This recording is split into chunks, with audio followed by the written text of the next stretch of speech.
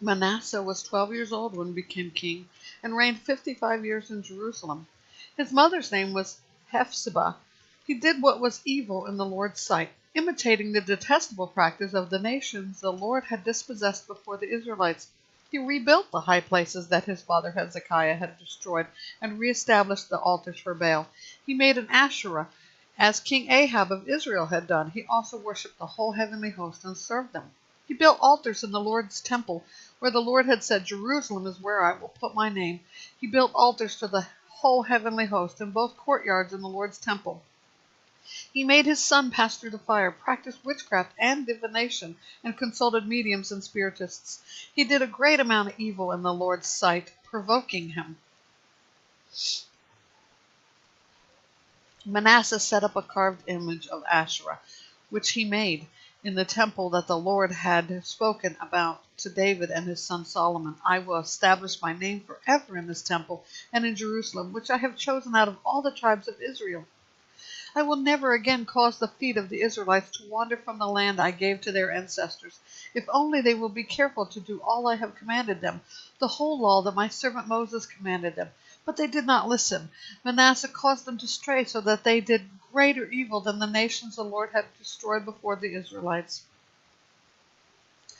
The Lord spoke through his servants the prophets, saying, Since Manasseh king of Judah has committed all these detestable things, greater evil than the Amorites who preceded him had done, and by means of his idols has also caused Judah to sin, this is what the Lord God of Israel says. I am about to bring such disaster on Jerusalem and Judah that everyone who hears about it will shudder. I will stretch over Jerusalem the measuring line used on Samaria and the mason's level used on the house of Ahab, and I will wipe Jerusalem clean as one wipes a bowl, wiping it and turning it upside down. I will abandon the remnant of my inheritance and hand them over to their enemies. They will become plunder and spoil to all their enemies, because they have done what is evil in my sight and have provoked me from the day their ancestors came out of Egypt until today. Manasseh also shed so much innocent blood that he filled Jerusalem with it from one end to the other. This was in addition to his sin that he caused Judah to commit. Consequently, they did what was evil in the Lord's sight. The rest of the events of Manasseh's reign, along with all of his accomplishments and the sin that he committed, are written in the historical record of Judah's kings. Manasseh rested with his fathers and was buried in the garden of his own house, the garden of Uzzah. His son Amon became king in his place.